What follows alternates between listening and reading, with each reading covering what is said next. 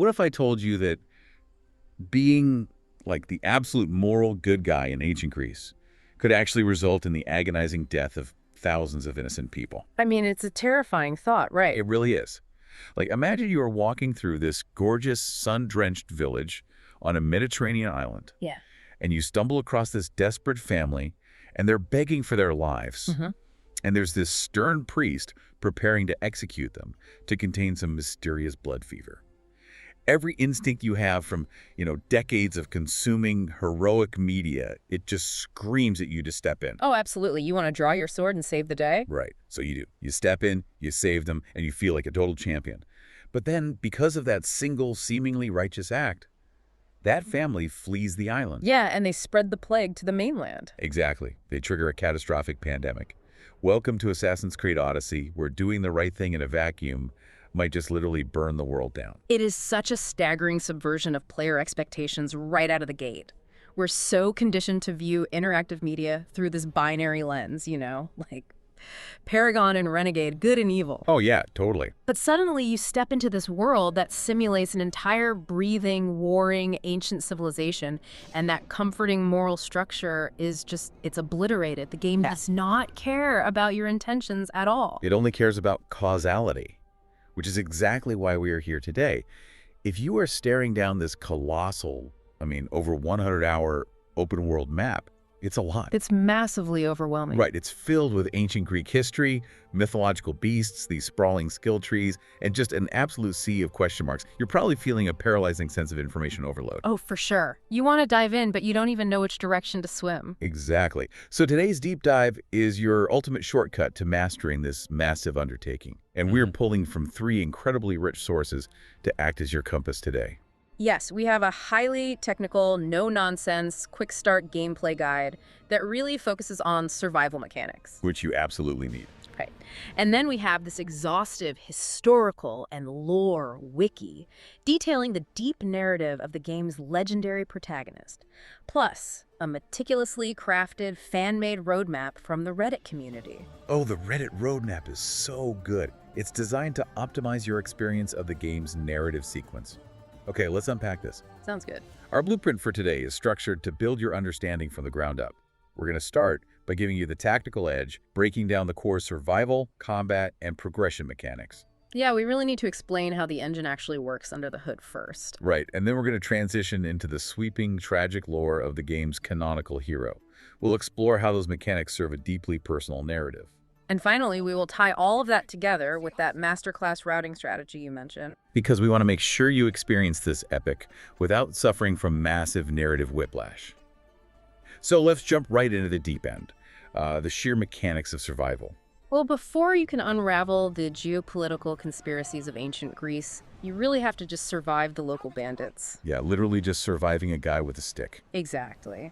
And the Quick Start Guide we're analyzing, it highlights some foundational rules of engagement explicitly designed to prevent that early game frustration. Which I definitely have. Oh, we all did. And the game actually throws a philosophical curveball at you before you even swing a sword. It asks you to choose between guided mode and exploration mode. I have to admit, when I first saw that prompt, I had a moment of genuine panic. Because open world games are huge, right? Yeah, so. And the idea of turning off the GPS feels like a recipe for wandering aimlessly for 3 hours just looking for a single olive grove. Is it really just a choice between a miserable lost experience and a hand-holding one? Well, the guide clarifies that the reality is much more nuanced. It's actually setting a psychological tone more than a strictly mechanical one. Okay, how so? So guided mode is what we've all grown used to over the last 15 years of gaming. You get a glowing waypoint on your HUD and you follow the dotted line to your objective. The classic brain-off mode. Exactly. But exploration mode removes that crutch. Instead of a dot, the game gives you cardinal directions and geographical landmarks. Oh, it'll say go north to the big tree. Pretty much. It might tell you the bandit camp is south of the Temple of Apollo, near the Scorched Forest. So it forces you to actually engage with the topography. You have to open the map, look at the physical layout of the terrain, and use some actual deductive reasoning. Precisely. You're shifting from passively following a line to actively interpreting a landscape. It's a brilliant piece of modern UI design philosophy, honestly. It really is. It rewires your gamer psychology to view the environment as a real physical place, not just a textured backdrop for quest markers. And the beauty of it is you can toggle it in the menu at any time. You're never trapped. But it introduces you to a core thesis of the entire experience, which is the weight of choice. Yes, but the source material draws a very sharp distinction between the illusion of choice and real cascading consequences. It does. Not every choice actually matters. Let's talk about that illusion, because I think it's hilarious. Oh. Very early on, you acquire a horse from a vineyard. Yes. The horse decision. You are presented with 3 options: a brown horse, a white horse, a black horse. And I know players who have literally agonized over this. Oh, checking stats that don't exist. Exactly. Wondering if the white horse has better stamina for mountains, or if the black horse is faster on the roads, and the guy just bluntly cuts through the noise. It does not matter. It really doesn't. The underlying code for the horses is mathematically identical, purely cosmetic. The game just lets you flex your agency in a totally meaningless way. But it uses that meaningless choice to kind of lull you into a false sense of security, right? Which brings us back to that plague on Kefalonia. Right. Decisions regarding the lives of people close to you, or moral interventions in the wider world, those absolutely dictate which of the multiple endings you will eventually see. And the mechanical twist to that Kefalonia plague situation is wild to me. Our source explicitly notes that sparing the family doesn't actually hit you with a significant gameplay penalty. Even though it causes a massive, horrific plague across the Greek world. Yeah. You don't lose stats.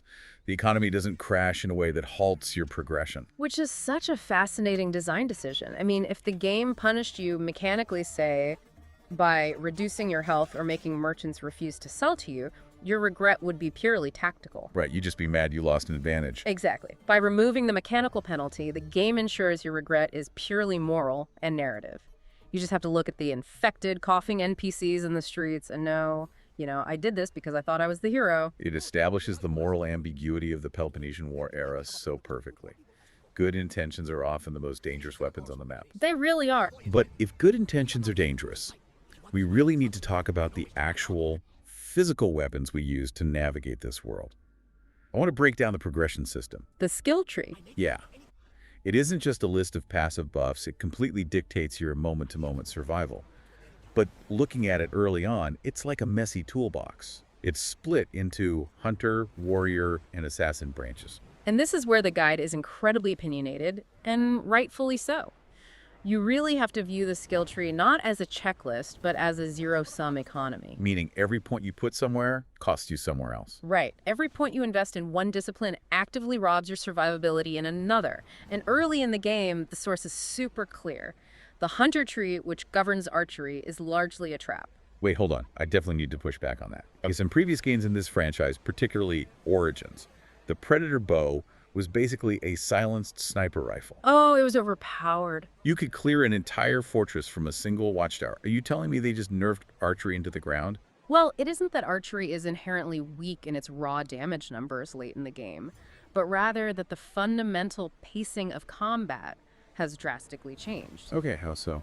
The underlying mechanism of combat in this game is speed and hyper-aggression. When a heavily armored Spartan hoplite is charging you with a spear, and 2 mercenaries are throwing firebombs at you... You don't exactly have time to aim. Exactly. The time it takes to draw a bowstring, calculate the trajectory, aim for a weak point, and fire. It's a luxury you simply do not have in the first 20 hours. So investing early points into archery just leaves you squishy and underpowered when you inevitably get forced into a melee brawl. Right, though the guide does note that paralyzing arrows are vital later for non-lethal takedowns. But yeah, early on it's tough. Which leads directly to the guide's mandate: the warrior tree is not optional. Yeah. You absolutely must invest here. Absolutely. Because the game actively strips away your ability to remain in stealth during major narrative beats, you'll be thrust into these massive 150 versus 150 conquest battles. Well, those are chaotic. And you'll be dropped into enclosed gladiatorial arenas. If you have only invested in being a silent sniper, you will be mathematically annihilated in open combat. I believe it. The guide specifically calls out an ability called Second Wind from the Warrior Tree as the most essential tool in the entire game. Oh, it's a lifesaver. It really is. It uses your adrenaline bar to instantly restore a chunk of your health pool mid-fight. Because without it, You are relying entirely on outmaneuvering enemies, which is almost impossible against 5 targets at once. Totally. But honestly, the mechanical highlight of the warrior tree, and the guide gives this a special mention, is the Spartan kick. Yes, the lulf's the factor of the Spartan kick is incredible. It is mechanically hilarious, but it also brilliantly leverages the game's physics engine. It's exactly what it sounds like, right? Right. You deliver a massive front kick to an enemy's chest. Yeah, and the meta strategy here is all about topography. Like, I will actively refuse to fight a high-level mercenary in an open field. Instead, I will let them chase me up a mountainside, parry their attack near a sheer drop, and then just punt them into the abyss. The fall damage calculation in the game is catastrophic. It's so satisfying. You can instantly kill enemies who are 5 levels higher than you just by understanding gravity. It's a perfect example of emergent gameplay, though the guide does warn that heavier enemies, like the massive brutes with two-handed weapons, they have a stagger resistance built into their code. Oh, right. You try to kick them and they don't budge. Yeah, if you try to Spartan kick a brute, they might just absorb the blow and immediately crush you. So you really have to understand the weight class of your opponent. That's a good tip. Yeah. But this brings us to the third branch, the assassin tree. And this is where veteran players of the franchise suffer the most severe reality check. Oh, man. The rude awakening of the failed assassination. It's traumatizing. In the older games, the hidden blade was an absolute truth. If you managed to sneak up behind a target, regardless of who they were, and you pressed the button, they died. End of story. But in this game, enemies can actually resist an assassination attempt. The first time I sneaked up on a fortress commander, stabbed him in the neck, and watched him just shrug it off and pull out a sword, I was genuinely terrified. How does the math on this actually work? It represents a massive shift from pure action-adventure to heavy role-playing game mechanics. The underlying engine calculates an assassination not as an instant kill state, but as a massive single instance of damage. Okay, so it's a math problem. Exactly. Every enemy has a specific health pool determined by their level and tier. So grunts have low health, captains have high health, mercenaries have massive health pools. Right. When you trigger an assassination, the game takes your base assassin damage stat, multiplies it by any gear modifiers or engravings you have, and applies that number against the enemy's health pool. So if my calculated damage is 5,000, but the captain has 6,000 health, I don't kill him. Nope. I just deal 5,000 damage, and now I'm standing inches away from a very angry, very alive enemy who instantly alerts the entire camp. Exactly. This is why the guide insists that if you want to play stealthily, you have to obsessively manage your gear and invest heavily in skills like Shadow Assassin, which passively increases that base multiplier. And you need situational awareness tools too, right? Yeah, like Revelation. It acts as a radar pulse, highlighting enemies through walls so you can check their levels before committing to a strike. But the guide also mentions a skill called Rush Assassination, which just completely breaks the laws of physics. Oh, it's You wild. don't even need to sneak up on them. You throw your spear from a distance, mathematically teleport to the target, rip the spear out, and then you can chain that teleport to another enemy 50 feet away. It's essentially magic. It feels like magic, for sure. But it's actually our first mechanical introduction to the deep lore of the franchise. The Isu stuff. Right. It leans heavily into the Isu technology, the sci-fi precursor race that we will dissect in depth shortly. The game is telegraphing to you through gameplay mechanics that your character is not just a highly trained mortal. You're interfacing with ancient superhuman technology. Exactly. Okay, so let's synthesize this. Let's say I miscalculate my math, my assassination fails, I don't have enough adrenaline to use second wind to heal, and now I'm in open combat against 3 Athenian guards. A very common scenario. Very. The guide is very explicit about the visual language of combat here. Correct. You cannot just spam the attack button and hope to stun lock them. No, the underlying combat loop is based on a rhythm of aggression and defense. If you land 2 or 3 light attacks on an enemy, the game's AI is programmed to break your combo and retaliate. So you have to watch them constantly. You must immediately recognize the visual cues. If an enemy flashes white as they swing, their attack is parryable.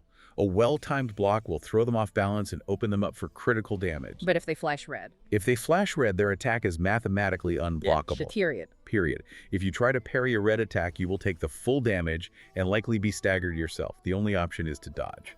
But wait, the guide offers a critical piece of advanced advice here, right? About the dodging. Yes. When you see the red wind up, You need to dodge twice in rapid succession. Why twice? I mean, a single dodge moves you out of the hitbox, doesn't it? You'd think so, but the enemy AI actually has tracking built into its attack animations. Many heavy enemies have combo swings that will literally pivot mid-air to follow your movement. Oh, that's brutal. So a single dodge might clear the first swing, but the follow-up will just clip you. A double dodge breaks their tracking lock entirely and gives you enough distance to reassess the geometry of the fight. That makes a lot of sense. Now, amidst all this chaos, managing dodges, tracking red and white flashes, watching the health bar, the guide brings up a mechanic that feels deeply counterintuitive to me. The non-lethal takedowns. Yes. It suggests that you shouldn't always kill your enemies. Why on earth, when I'm fighting for my life in a chaotic melee, would I try to gently knock out a massive armored mercenary instead of just running him through with the sword? Because the combat mechanics are deeply intertwined with the naval metagame. You're not simply a lone wanderer in this game. You are the captain of a trireme called the Adrestia. Right. And your ship requires a crew, and more importantly, it requires specialized lieutenants to grant you passive statistical bonuses for naval combat. Ah, so the enemies on the land are essentially the recruitment pool for the sea. Precisely. If you land a non-lethal finishing blow on a high-tier enemy, like a mercenary or a faction leader, they fall unconscious rather than dying. And then you just hire them. You literally approach their unconscious body and recruit them to your ship. If you recruit a legendary mercenary, they might grant your ship a 15% bonus to arrow damage or increase your ship's armor. It is a vital progression loop. The guide actually has a fantastic, incredibly practical tip for this, because fighting non-lethally with your bare fists against a heavily armed opponent is just a nightmare. Oh, it takes forever. It says you don't have to fight non-lethally for the whole fight. You can fight lethally with swords and fire for 99% of the battle. You just chop them down until they have a sliver of health left. Yeah, it's a great workaround. Then you simply unequip your weapon and deliver a single final punch to the face, or you use one of those paralyzing arrows from the hunter tree we talked about earlier. It's a pragmatic manipulation of the game's mechanics. The game only calculates the lethality of the final instance of damage. That's amazing. Speaking of the naval metagame, let's talk about actually commanding the Adrestia, because the agency is massive, and it is crawling with pirates, Athenian patrols, and Spartan armadas. It's very busy out there. When you engage an enemy ship, you basically have 3 tactical options for the finishing blow. You can shoot them with arrows and javelins until their health drops to 0 and they sink. Right. You can pull alongside, board their ship, and fight the crew hand to hand. Or, my personal favorite, you can ram them at full speed and cleave their ship in half. Is there an actual mathematical benefit to choosing one over the other? The tactical breakdown here is entirely about resource management and economy. Upgrading the Adrestia requires massive amounts of wood, iron, and ancient tablets. So much wood. So much. Sinking a ship from a distance with arrows yields a baseline average amount of salvage. It's safe, but it's low reward. Got it. What about boarding? Because boarding feels the most cinematic. You swing over, fight the captain, and you get to open the treasure chests on their deck. Boarding is excellent for acquiring gear and weapons to dismantle or sell, and it restores your ship's health completely upon success, which is huge, but it completely halts the momentum of the game. It takes several minutes to resolve a boarding action. Which brings us to ramming. Ramming, specifically initiating a boost and striking the broadside of an enemy ship exactly when their health hits 0, triggers a cleave animation. It physically snaps the enemy ship in 2. It's awesome. It is. And more importantly, the game's code heavily multiplies the raw crafting resources you receive from a cleave. It yields significantly more wood and iron than shooting them from afar. And since the guide stresses that upgrading your ship's hull armor should be your absolute #1 economic priority early on, ramming just becomes the most efficient way to farm the required materials without bogging down your playtime with endless boarding skirmishes. Exactly. You learn to master the rhythm of naval combat, whittle them down with javelins, angle your ship, wait for the red health bar to flash, and hit the boost.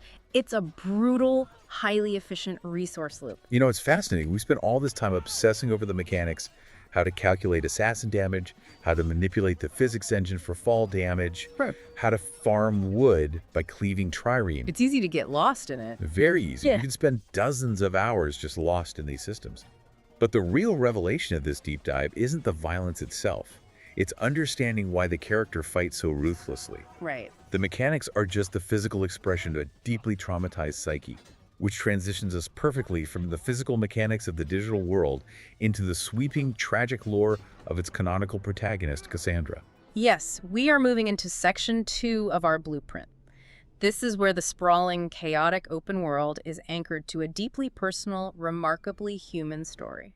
And to understand how Cassandra navigates the world as a mercenary, you really have to understand the foundational trauma that forged her, right? Absolutely. And to do that, we have to look at her bloodline. So we are looking at the exhaustive historical and lore wiki for Cassandra. The year is 458 BCE. We are in the legendary warrior state of Sparta.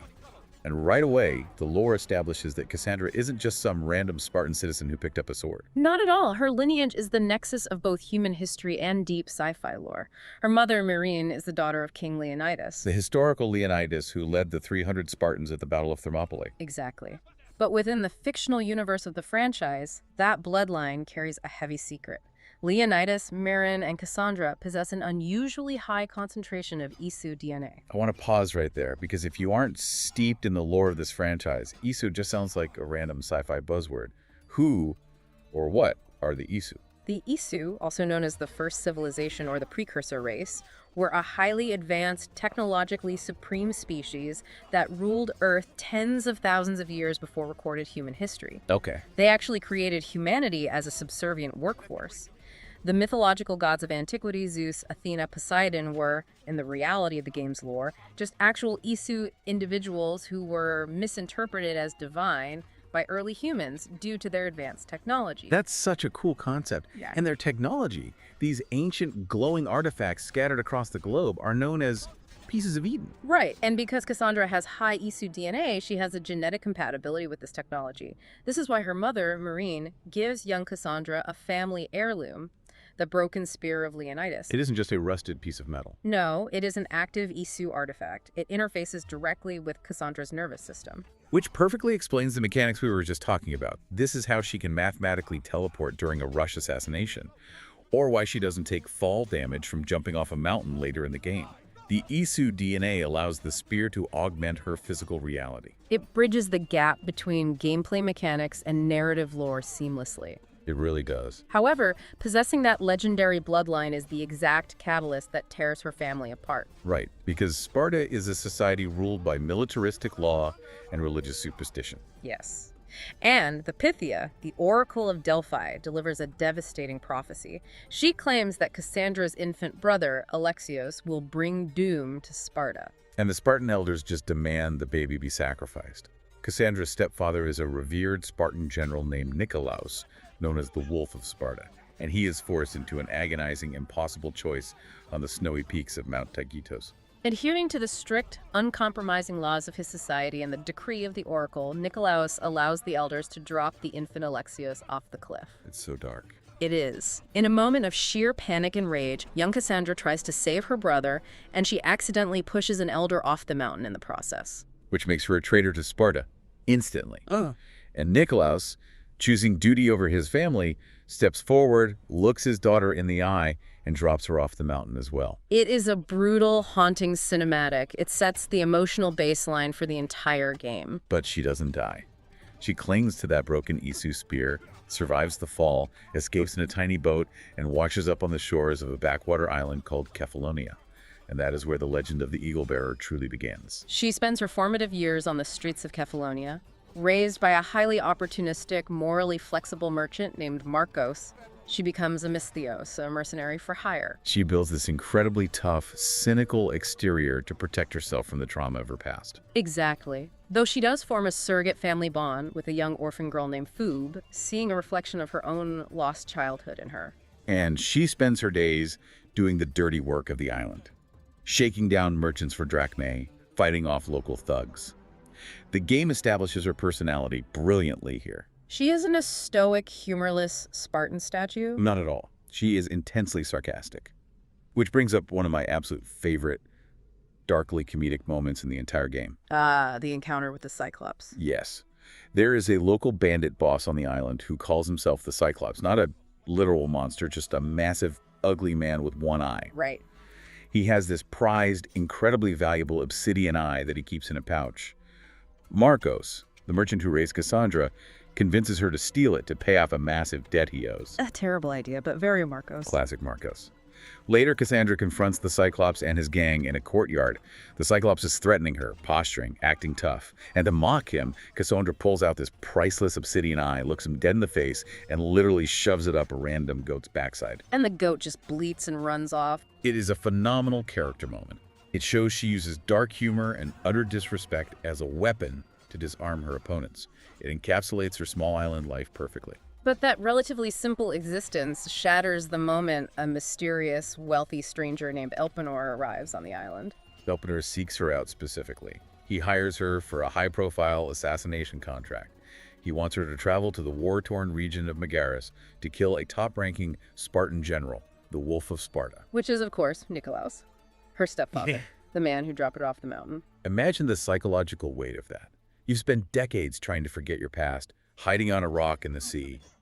Your first major ticket off the island, your first big paycheck, is a contract to murder your abusive father. It's heavy. So she secures a ship, rescues a sea captain named Barnabas, who becomes her loyal quartermaster, and sets sail for Megaris.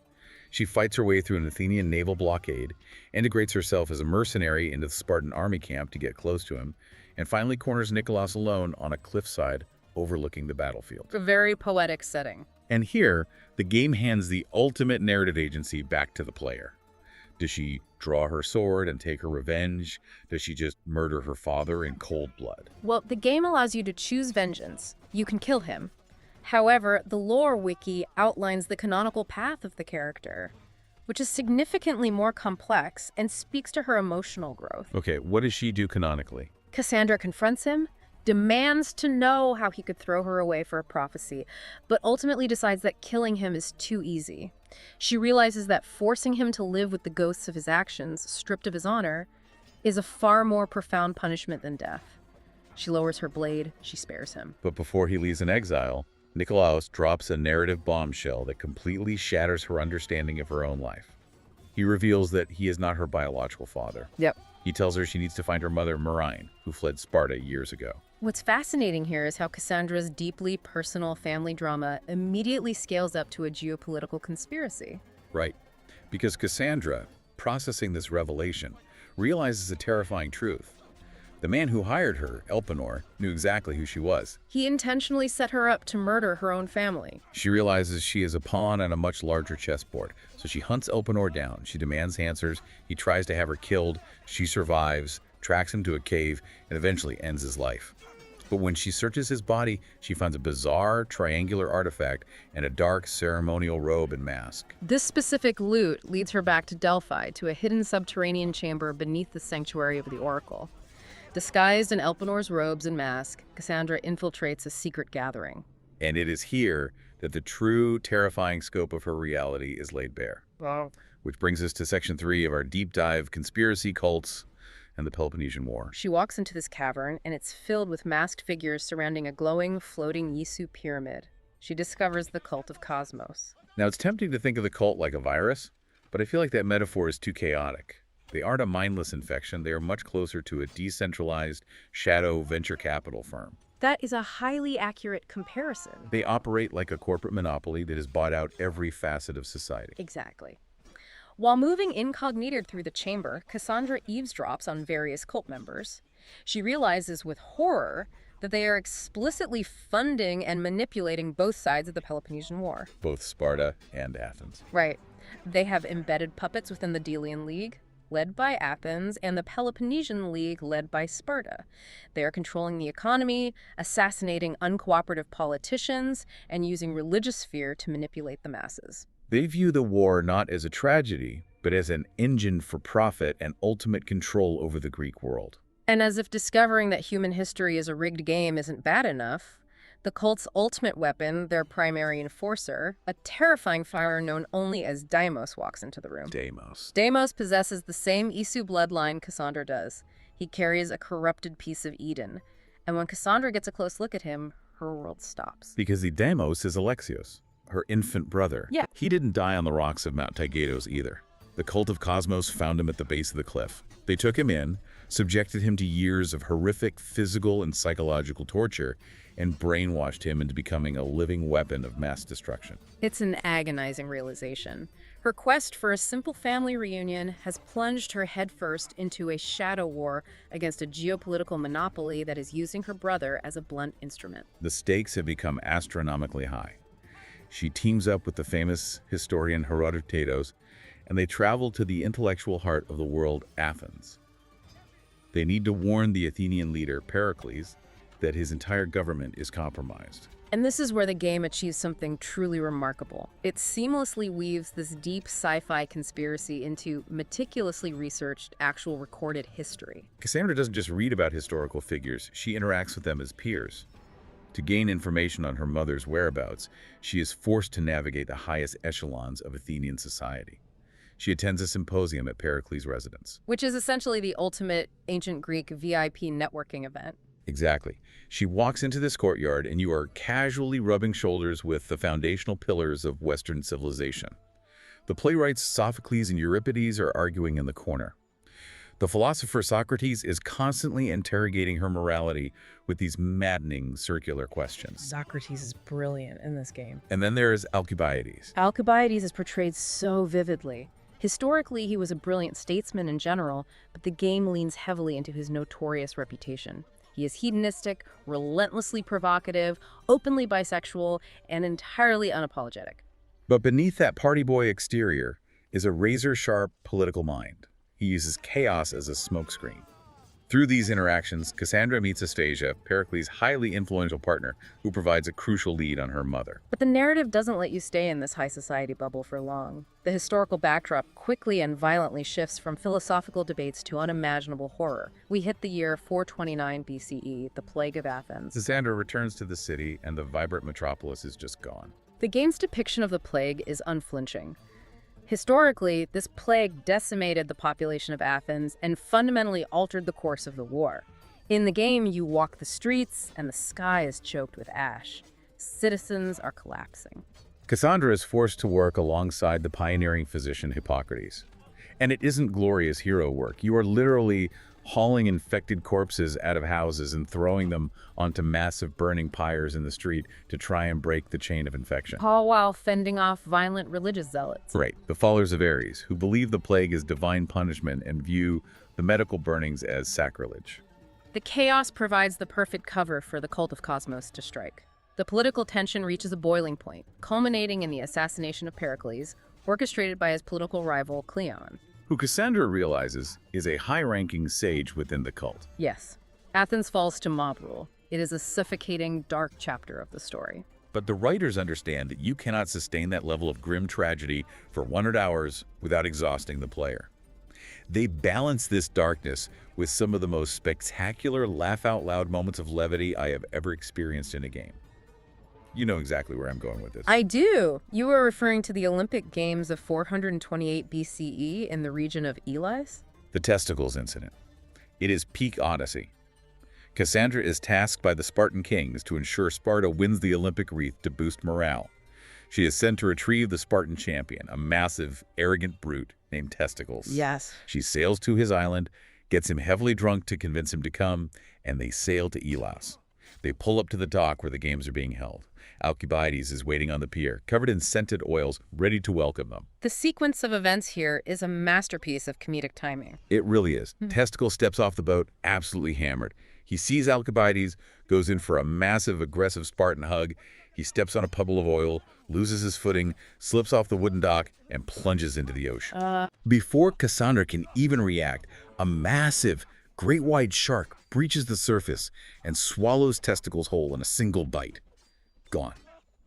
The great Spartan hope digested in 3 seconds. It is an absurd, almost slapstick tonal shift, but it serves a narrative purpose. It forces Cassandra, a female mercenary, to violate ancient traditions and literally take his place in the pankration, the brutal, no-holds-barred ancient Greek mixed martial arts tournament. She fights her way through the entire bracket barehanded and wins the Olympic wreath for Sparta, securing her political leverage. It's a brilliant roller coaster of tone. It is. But we cannot fully grasp Cassandra's lore without examining the DLC content, specifically the legacy of the First Blade. Because while the cult of Cosmos is a Greek problem, The DLC introduces a completely separate, equally terrifying shadow organization that operates on a global scale, the Order of the Ancients. And if we connect this to the broader architecture of the Assassin's Creed universe, this is vital foundational lore. The Order of the Ancients, originating in Egypt and Persia, is the direct ideological precursor to the modern-day Templar Order. They operate differently than the cult. The cult wants chaos to generate profit. The Order desires absolute control and the eradication of anything they cannot govern. And they have traveled from Persia across the agency specifically to hunt Cassandra. It doesn't make sense to me initially. I mean, Cassandra isn't interfering in Persian politics. Why would an entire shadow empire cross the sea just to hunt one mercenary? What do they actually want with her? They don't view her as a mercenary. They view her as a biological anomaly. They refer to her as a tainted one. Because of her high concentration of Isu DNA and her connection to the Spear of Leonidas, they believe she is an agent of chaos. Ah, so her mere existence threatens the rigid order they wish to impose on humanity. It is an ideological purge. Exactly. During this conflict, she forms an alliance with a legendary older warrior named Darius. Darius is a titan in the lore. He is the very first person in recorded human history to engineer and wield the hidden blade, the iconic wrist-mounted assassination weapon. Decades earlier, he used it to assassinate the Persian king Xerxes. Now, he is an old man, constantly on the run from the Order, traveling with his adult son, Inachus. Cassandra, Darius, and Inachus form a tactical cell to systematically dismantle the Order's hunters, operating in the regions of Macedonia and Achaia. But over the course of these battles, sharing campfires and bleeding together, the tactical alliance blossoms into something deeply emotional and personal. This segment of the lore is genuinely heartbreaking because it gives her something she hasn't had since she was a child: peace. After years of relentless bloodshed, of losing friends to war and plague, Cassandra, Inachus, and Darius find a quiet corner of the world. They settle down in a small rustic house in the village of Dyme. Cassandra and Inachus fall in love. They have a son, whom they name Elpidios. For a brief, shining moment, the ruthless Miss Theos gets to experience mundane humanity. She hangs up her weapons, she goes hunting for boars to feed her family, they play in the sand on the beach. The game slows down to let you feel the weight of this domesticity. But the tragedy of her bloodline is that peace is always an illusion. The Order of the Ancients is relentless, led by a ruthless commander named Amorgus, who, in a cruel twist of fate, was actually a former revolutionary brother-in-arms to Darius. Before turning to the Order, they tracked the family to Dyme. They launch a massive, coordinated assault on the village. The attack shatters her quiet life instantly. In the ensuing chaos, despite Cassandra's desperate attempts to protect them, Inachus is killed. It is devastating. Cassandra and Darius are forced to wage an all-out war of vengeance, eventually hunting down and defeating Amorgus. But as the dust settles, a cold, agonizing realization washes over Cassandra. Yeah. As long as she is alive, as long as she carries the Isu bloodline and wields the pieces of Eden, she acts as a lightning rod for these shadow organizations. Her son, Elpidios, will never be safe near her. The Order will hunt him to the ends of the earth to extinguish the bloodline. So she makes the ultimate selfless sacrifice. The mother gives up her child to save him. She entrusts the infant Elpidios to his grandfather, Darius. She watches, completely hollowed out, as Darius boards a ship, takes her son across the Mediterranean Sea to hide him in the vastness of Egypt. And the lore wiki confirms that this agonizing choice is the foundational pillar for the entire franchise's future, because Elpidios grows up in Egypt. Centuries later, his direct descendant is a woman named Aya, who later takes the name Amunet. Right. Aya co-founds the Hidden Ones, the original Assassin Brotherhood, with her husband Bayek in Assassin's Creed Origins. Cassandra's sacrifice literally births the creed. This profound trauma forces a complete psychological paradigm shift in Cassandra. Losing her partner and exiling her child forces her to confront the true burden of her existence. It strips away her mortal attachment. It is no longer about the Peloponnesian War or Sparta or personal revenge. She understands that humanity is caught in a larger cosmic struggle revolving around the deep sci-fi underpinnings of the Isu. Which brings us to the endgame lore, Section 4 of our deep dive, The Burden of Eternity. We are moving from Cassandra, the mortal mercenary, to Cassandra, the immortal guardian. The pivot happens when her mother sends her to the volcanic island of Thera to find her true biological father. She navigates into a massive subterranean cavern and discovers the glowing, geometric gateway to the lost city of Atlantis. And standing in front of that gateway, she finally meets her biological father. But he isn't a Spartan warrior. It is the legendary mathematician and philosopher Pythagoras. Except mathematically, Pythagoras should have been dead for a century. Right. But he is standing there, ancient, his skin pale, being kept artificially alive by holding a glowing Isu artifact, the staff of Hermes Trismegistus. Pythagoras explains the terrifying reality of their bloodline. Atlantis is not just a myth, it is a repository of impossibly dangerous Isu knowledge and technology. If the cult of Cosmos or anyone with malicious intent breaches the gate, they could enslave or destroy humanity. The gate must be permanently sealed. But to lock the mechanism, Cassandra must travel across Greece to hunt down 4 specific Isu artifacts that are currently powering horrific defense mechanisms. And here is where the game takes the beloved Greek myths and turns them into pure sci-fi body horror. The lore explains that the mythological monsters of antiquity, the Minotaur, the Sphinx, the Cyclops, Medusa, they are not born of magic or divine wrath. No, they are the tragic results of the Olympos Project. They are ordinary humans who stumbled upon these Isu artifacts and were horribly, agonizingly mutated by the technology into biological weapons designed to guard Isu sites. The psychological horror of these encounters is intense. Like she travels to the island of Crete and descends into the labyrinth. It isn't just a maze, it's a sensory deprivation nightmare. She fights the Minotaur, and when she defeats it, the massive beast shrinks and reverts back into the corpse of a regular man, the artifact glowing in his hand. It's so sad. She travels to Boeotia and confronts the Sphinx, a creature made of hard light holograms. The fight isn't physical, it's entirely mathematical and philosophical. The Sphinx asks you generated riddles.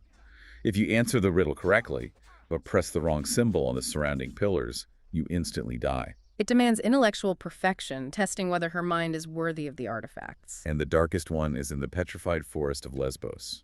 She hunts the writhing dread Medusa. The atmosphere is terrifying statues of screaming humans everywhere.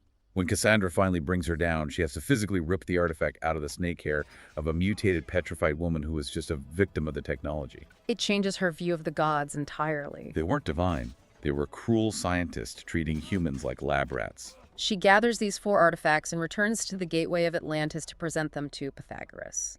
But here, the insidiously corrupting nature of Isu technology becomes undeniably apparent. Pythagoras, the man known as the father of Western logic, the philosopher of enlightenment, refuses to surrender the staff to seal the gate. He has become completely obsessed with unlocking the knowledge of Atlantis for himself. Now, I was struggled with this character shift. It doesn't make sense to me that Pythagoras, a man dedicated to truth and reason, would suddenly turn into a power-hungry dictator just because he's holding a glowing stick. What is the staff actually doing to his brain? Well, the staff doesn't just grant cellular regeneration. It contains an artificial intelligence. It whispers directly into the wielder's mind. It promises absolute perfect understanding of the universe. For a philosopher whose entire life was dedicated to solving the mysteries of reality, the promise of infinite knowledge is a far more intoxicating drug than political power. The staff preys on his intellectual hubris. He believes he is the only mortal capable of handling the truth. So Cassandra must verbally de-escalate him, using reason to convince him that absolute knowledge will destroy humanity, and that he must surrender the staff for the greater good. And when he finally yields, the moment the staff leaves his hand, the sci-fi magic keeping his cells alive instantly vanishes. The deferred toll of time catches up. He ages centuries in a matter of seconds, his body withering, and he dies in her arms on the floor of the cavern. It is a stark, brutal demonstration of the cost of engaging with Isu technology. And with the staff now bound to Cassandra, the Isu consciousness stored within it, an entity named Aletheia, designates Cassandra as the keeper. Her singular cosmic job is to protect the staff from falling into the wrong hands until the modern era. But Aletheia doesn't just hand her the keys to immortality and say good luck.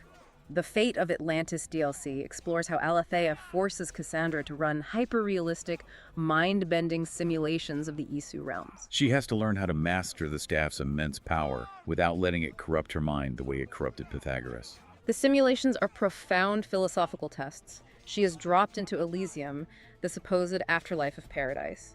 But she quickly discovers that the Isu ruler, Persephone, rules with absolute totalitarian control. It teaches Cassandra that even a perfect paradise is a horrific prison if the inhabitants have no free will. Then she is plunged into the underworld. The sky is dark, the land is ash. She fights Cerberus, the giant hound, but more importantly, she has to navigate the chaos of Hades while confronting the literal ghosts of the people she killed during her mercenary days. She has to face the weight of her own violence. Finally, she's brought to a simulation of the apex of Isu civilization, Atlantis itself.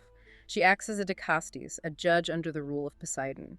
Here, she uncovers the full, horrific reality of the Olympos project. She sees firsthand how the Isu treated humans as disposable commodities for genetic experimentation. These trials serve a singular purpose. They strip away any reverence Cassandra might have had for the gods. They teach her the ultimate lesson that Isu were deeply flawed, arrogant, and cruel. Their power inherently corrupts. Her job as the Keeper isn't to use the staff to rule humanity or fix the world. Her job is to keep the staff hidden so that humanity can rule itself without Isu interference. And the implication of this realization leads to the most staggering concept in the entire franchise. Because she holds the staff, her biological aging completely halts. Here's where it gets really interesting. She becomes functionally immortal. The lore wiki charts her life after the Peloponnesian War, and the sheer scale of it is both awe-inspiring and deeply melancholic. She lives for 2,400 years. We see flashes of it. She travels to the Isle of Skye in Scotland in the year 887 CE, hundreds of years later, where she meets the Viking protagonist Ivar from Assassin's Creed Valhalla. She travels to feudal Japan to hide Isu artifacts in a secret vault. She quietly walked through the rise and fall of the Roman Empire. She survives the Dark Ages, witnesses the Renaissance, endures the Industrial Revolution, and lives through the horrors of 2 world wars. She is always watching, but never ruling. The psychological fortitude required to hold a weapon capable of dominating the planet, to watch plagues and wars decimate populations for millennia, and to actively choose, century after century, to do absolutely nothing to refuse to interfere is staggering. She absorbs the agony of human history in silence. And it all culminates in a subterranean vault in October of the year 2018.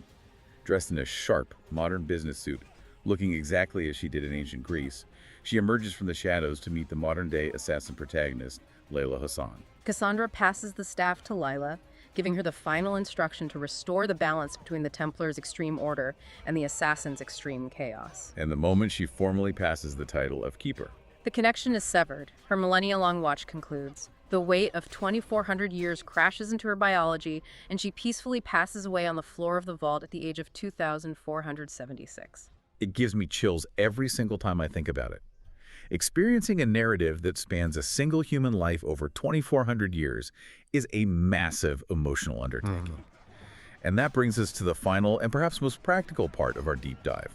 Section 5, the ultimate meta roadmap. Yes. If you are going to play this 100-plus hour epic, how do you actually structure your playtime without completely destroying the narrative immersion? We are diving deep into a meticulously constructed, highly debated guide from the Reddit gaming community. And the reason this roadmap is so vital is because massive open-world RPGs inherently suffer from a critical design flaw known in academic game theory as ludonarrative dissonance. Ludonarrative dissonance, I love that term. Okay, for the folks at home who aren't reading game design essays, explain exactly what that means. Ludo refers to gameplay, narrative is the story, and dissonance is a conflict between the two. It is the jarring friction that occurs when the actions you perform as a player actively contradict the story the game is trying to tell. A classic example, in a modern shooter, a character might be portrayed in cutscenes as a deeply moral, conflicted person who hates violence. But the gameplay requires you to mindlessly gun down 400 henchmen without blinking. Exactly. And in Odyssey, the dissonance comes from the pacing of the open world. The main narrative tells you, your mother is missing, the cult is hunting your family, you must rush to find them. The stakes are life and death. But the map is littered with shiny question marks. So as a player, you pause this desperate, urgent family rescue mission to spend 15 in-game hours picking purple flowers for a local merchant, hunting wild boars, and participating in street races. Exactly. It completely vaporizes the emotional urgency of Cassandra's trauma. How can we believe she is a desperate daughter searching for her mother when she is taking weeks off to play pirate? The Reddit roadmap solves this dissonance by treating the game like a television show. It groups side quests geographically and narratively, turning a scattered, chaotic map into a cohesive, structured, episodic format. Let's look at how it applies this to early game efficiency. The roadmap defines Chapter 1 as your time on Kefalonia. The absolute strict rule here is you must do every single side quest on Kefalonia before you get on your ship to leave. Do not leave a single question mark on the map. Why is this so strict? Because narratively, Cassandra's departure from Kefalonia is her crossing the threshold. She is leaving her childhood behind to hunt her father. Once she leaves, she does not look back. If you leave half the quests undone, and then you sail back to Kefalonia 40 hours later wearing glowing Isu armor just to help a local farmer find his lost sheep, it completely ruins the momentum of her journey. The roadmap forces you to treat her departure as final. Then we move to Chapter 3, when you arrive in the region of focus. The guide highlights a very specific questline starting the Daphne missions immediately. Daphne is a daughter of Artemis who asks you to hunt legendary beasts scattered across the entire Greek world. This is a masterclass in pacing. If you ignore this quest and try to do it at the end of the game, it becomes a miserable 5-hour grind of just fast traveling, killing a boar, fast traveling, killing a lion. It's boring. It really is. But by starting it early, the roadmap ensures you naturally, organically encounter these beasts as the main story takes you to new regions. You are in Sparta for the main quest, you happen to see the legendary wolf, you hunt it, you return the pelt to Daphne, you get a little lore dialogue, you pursue the romance option, and it builds a relationship over dozens of hours rather than minutes. The mid-game is where the pacing of massive RPGs usually collapses entirely. The map opens up, and you are flooded with minor tasks. The roadmap provides an elegant, brilliant solution for the infamous fetch quests. Oh man, the Epi questline in the Boeotia region. I laughed out loud when I read the community's frustration with this. Epi is an NPC who makes you run to 4 different corners of the massive region to collect pieces of ancient junk. If you try to do this quest linearly, you are just riding a horse back and forth across empty fields for an hour. It is painful. Yeah, but the Reddit guide brilliantly analyzes the geographic layout of the main story. The main narrative for Boeotia requires you to travel around the region, dismantling the fortifications of 4 different military champions. The guide instructs you to pick up the Epi Fetch quest first, and then complete it alongside the main military conquests. Because the pieces of junk Epi wants are located in the exact same forts where the champions are hiding. By doing them simultaneously, you completely eliminate the empty travel time. You kill the champion, grab the junk from the chest, and move on. It transforms a boring grind into a natural, seamless part of exploring and conquering the territory. Then we reach Chapter 5, which the guide explicitly labels the sweet spot. Yes, this is a pivotal moment. The narrative reaches a point where Cassandra has discovered the cult. She knows about her mother, but she needs to build alliances and gather information before she can strike. The immediate, frantic urgency drops slightly. The roadmap identifies this precise narrative lull as the perfect, most logical time to tackle the massive, island-hopping side content. Specifically, the Silver Islands Rebellion quests on Mykonos and Delos, and the free DLC add-ons known as the Lost Tales of Greece. It gives you the narrative permission to breathe. You can go play revolutionary on Mykonos, get involved in local politics, and romance the rebel leaders without feeling that nagging ludonarrative dissonance that you're actively ignoring your brainwashed brother. It fits her role as a mercenary gathering resources. But the true masterclass of this Reddit roadmap, the reason it is so highly revered in the community, is its rigid dictation of the endgame sequencing.